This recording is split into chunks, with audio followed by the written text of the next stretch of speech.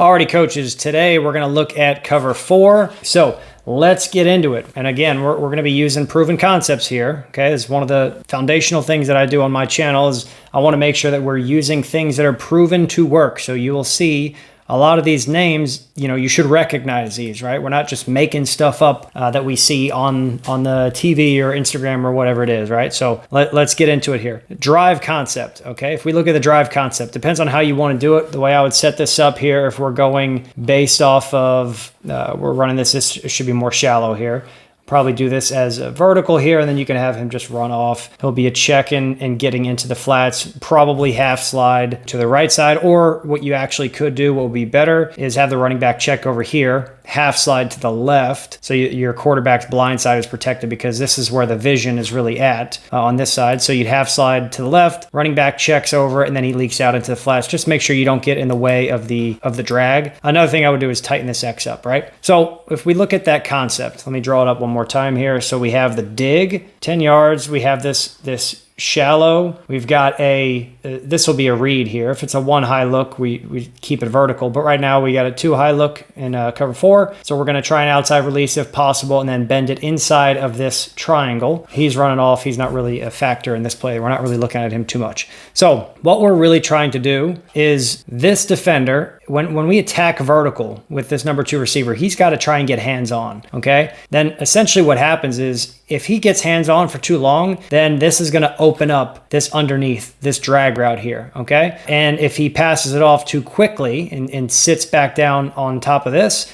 then this little triangle, this becomes a nice throwing lane. As long as we win underneath the safety, then it's going to be fine. We'll be able to win that. So you just have to make sure that this player knows it's really the way that you treat a glance, which is essentially like we're breaking to daylight here. It's not a high break. If you break at a high angle, it's not going to work. He can easily jump the route. Because he's cover 4, he's probably going to be sitting a little bit more. If we break it flatter, we have the ability to win there, okay? So that's really what we're trying to attack, this. And can also give this guy the ability to sit down as well. So if this defender gets hands on number 2 and then he gets back down to play this, if we see that this is pure zone, then we just settle in space underneath and then we're good to go. We can fire it in here. And if that's not there, then our next read is going to be this dig on the backside here, okay? So this is really just a 1 to 2 to 3. So it's pure progressions working across the field, very easy. And then of course you have your running back as a check down in the flats.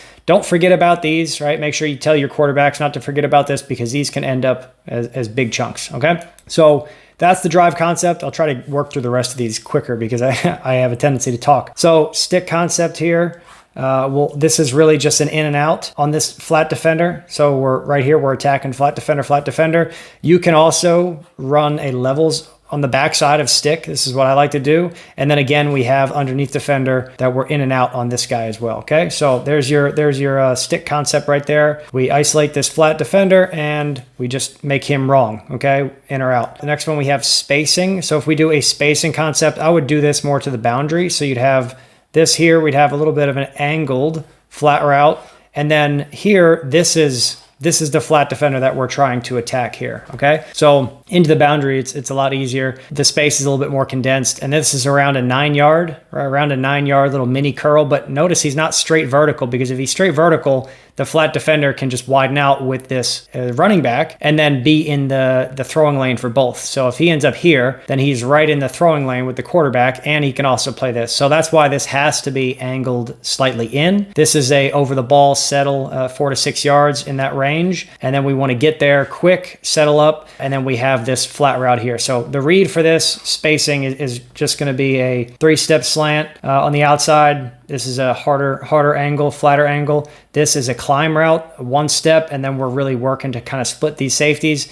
And then the read is 1 to 2 to 3 to 4. Ignore my terrible handwriting. This is supposed to be 3, right? But then again, right? Pure progression. If you watch this channel, I'd love to talk about pure progressions. This is the way I like to set everything up in the offense. So this is really quite simple. If it's not there, then here. And then again, we're taking this flat defender and then in and out on him, okay? With all these things, like if we look at the drive concept, the X probably should tighten up, right? I would like to have this as like he's probably probably where this H is, 5 yards or so from the ball, and then you'd have your H in here. So he can outside release, boom, run his dig, and then he can run the drag. You don't want to have super wide spacing with a drag route here. Same thing with the spacing here. You can have whoever is running this over the ball route can be a little bit tighter as well. Same thing with this X. That's why I really like it into, like, we're on the boundary and we're going to run the double slants to the field. If he commits and flies in, if it's man coverage, then we've got this really nice one here. I have a video where I talk about the spacing concept in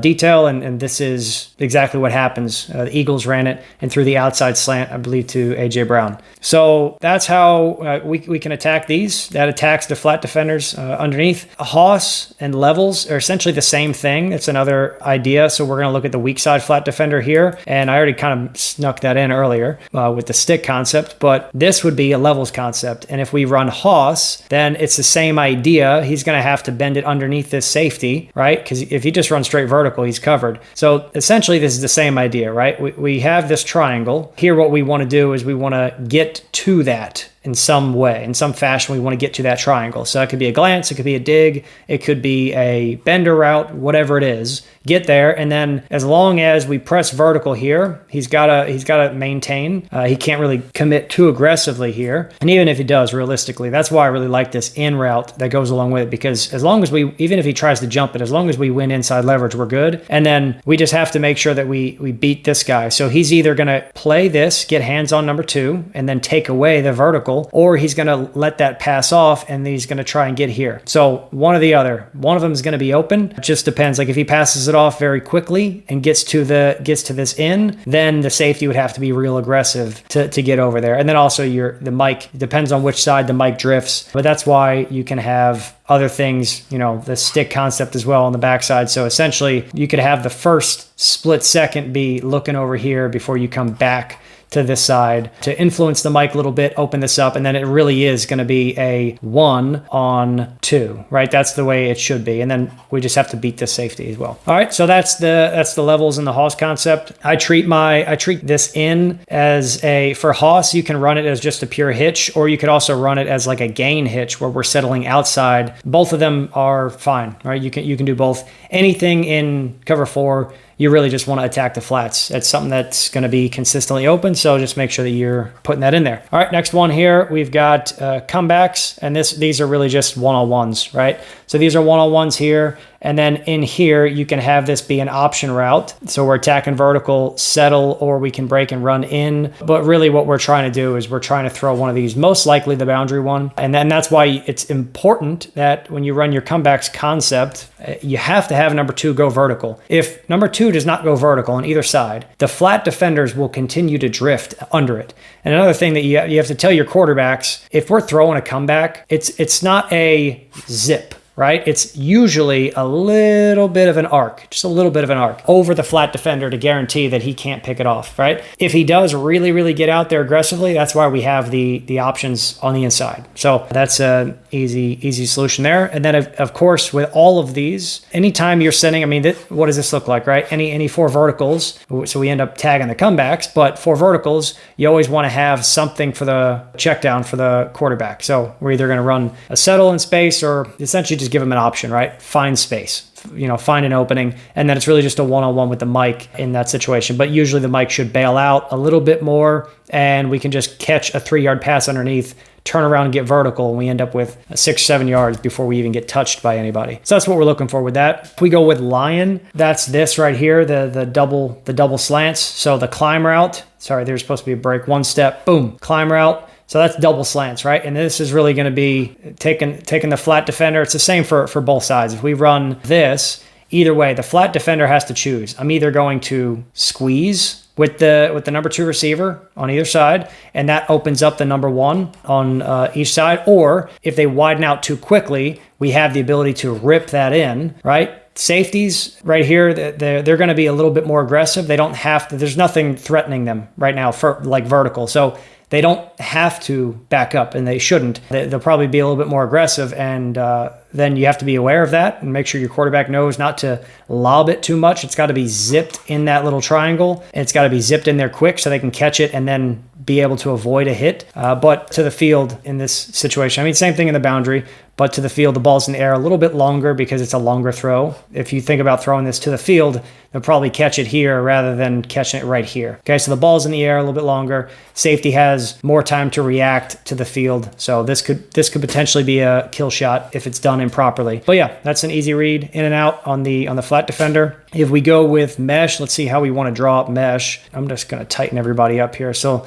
let's ignore everything that's actually on the diagram, and we will go with our own stuff that we're making up right now. Okay, so if we want to do this, let's say we go to, let's say we're running, whoops, that's a little bit not deep enough, but you get the idea there and there. Let's have this be a dig. Right there, we'll have this guy running out, and then we'll have the running back run a swing. Either way, right? It doesn't matter. There's a million different ways you can run mesh, okay? Ton of different ways. But the core idea of mesh is essentially we're going to have a triangle, and they're not going to be, we'll be able to settle in this space. We'll be able to settle in this space. So that's really what we're looking to throw in here, okay? With cover 4, you can always throw an out because corners are going to be balanced, so you have the ability to do that. If you run it from a tighter formation, you could also angle out and break and run that. So you have to have a quarterback with a pretty solid cannon to make that throw. But yeah, that's really what we're looking for, especially if we have that running back swing and we have somebody working on this side. This is going to be the person who's in the biggest bind because they're going to have to widen, right? They're going to have to widen with the running back swing, and then we also have the ability to settle